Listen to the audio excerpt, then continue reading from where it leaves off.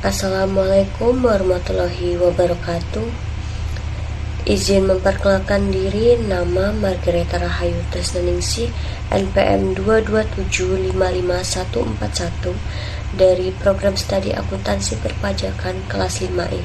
Di sini saya akan mempresentasikan mengenai materi akuntansi pemerintahan dan siklus akuntansi daerah, mata kuliah akuntansi sektor publik. Poin yang pertama mengenai reformasi akuntansi pemerintah. Sebelum tahun 2003, akuntansi tradisional berbasis kas dan single entry. Kemudian pada tahun 2003 sampai 2004 berubah menjadi UU Keuangan Negara dan UU Perbendaharaan Negara. Dan pada tahun 2005 sampai dengan sekarang menjadi akuntansi modern, kemudian berbasis akrual dan double entry, dan yang terakhir PP nomor 71 tahun 2010 PSAP. Yang kedua mengenai standar akuntansi pemerintah. Untuk PP nomor 71 tahun 2010 tentang standar akuntansi pemerintah atau SAP. Lampiran pertama tentang standar akuntansi pemerintahan berbasis akrual.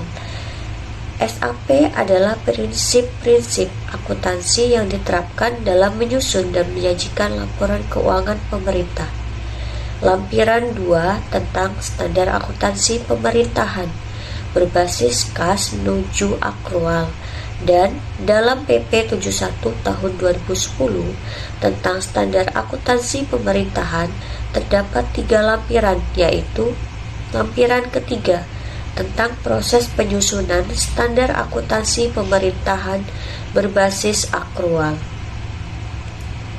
Selanjutnya ada lampiran 1, standar akuntansi pemerintahan berbasis akrual, berisi yang pertama kerangka konseptual akuntansi pemerintahan, yang kedua PSAK 01 penyajian laporan keuangan, PSAK 02 laporan realisasi anggaran berbasis kas, PSAK 03 laporan arus kas, PSAK 04 catatan atas laporan keuangan, PSAK 05 akuntansi persediaan, PSAK 06 akuntansi investasi, PSAK 07 akuntansi aset tetap, PSAK 08 akuntansi konstruksi dalam pengerjaan, PSAK 09 akuntansi kewajiban, PSAK 10 koreksi kesalahan, perubahan kebijakan akuntansi,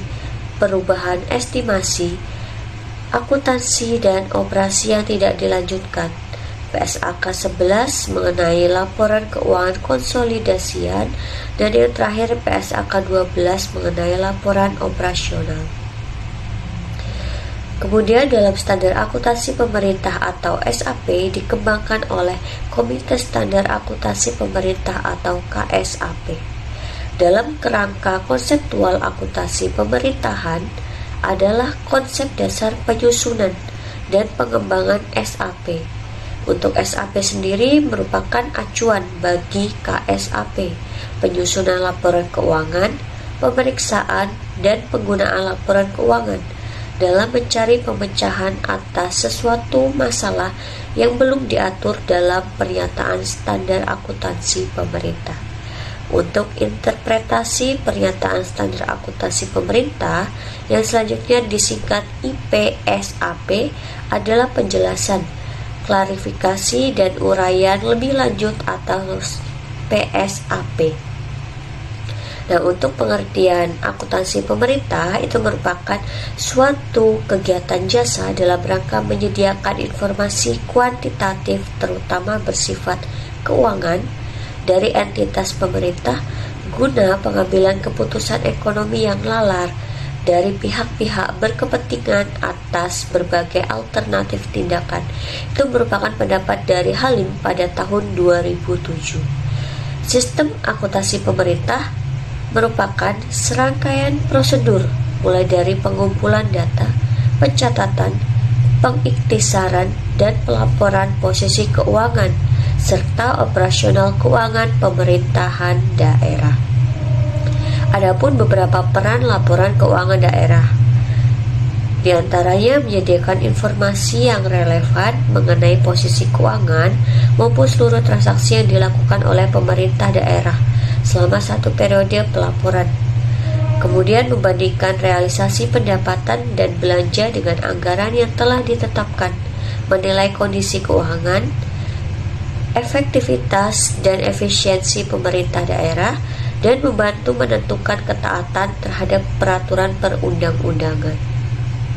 Nah, adapun peran yang lain, yang pertama akuntabilitas, manajemen, transparansi, dan yang terakhir keseimbangan generasi.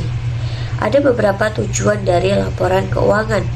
Yang pertama itu adalah menyediakan informasi mengenai apakah penerimaan periode berjalan cukup untuk membiayai seluruh pengeluaran.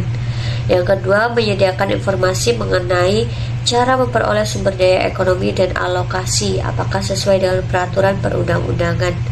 Yang ketiga, menyediakan informasi mengenai jumlah sumber daya ekonomi yang digunakan dalam kegiatan pemerintah serta hasil yang telah dicapai. Yang keempat, menyediakan informasi mengenai bagaimana pemerintah daerah mendanai seluruh kegiatan. Kemudian, menyediakan informasi mengenai posisi keuangan maupun kondisi pemerintah daerah berkaitan dengan sumber-sumber penerimaan, baik jangka panjang maupun jangka pendek.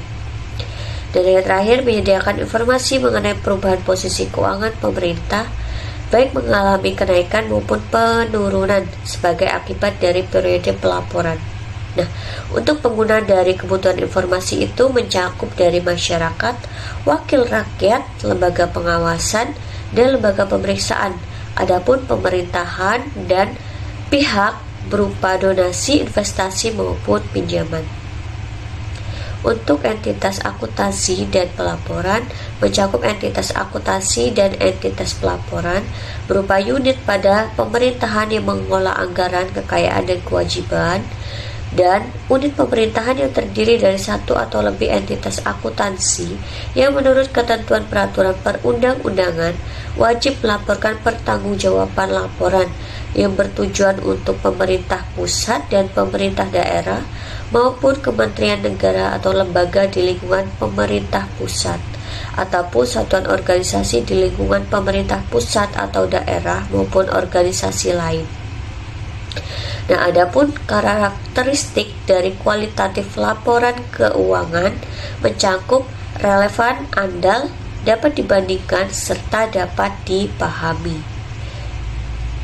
Untuk prinsip akuntansi dan pelaporan keuangan itu mencakup basis akuntansi, prinsip nilai historis, prinsip realisasi, prinsip substansi, kemudian prinsip periodisitas, prinsip konsistensi, prinsip pengungkapan lengkap, kemudian prinsip penyajian wajar.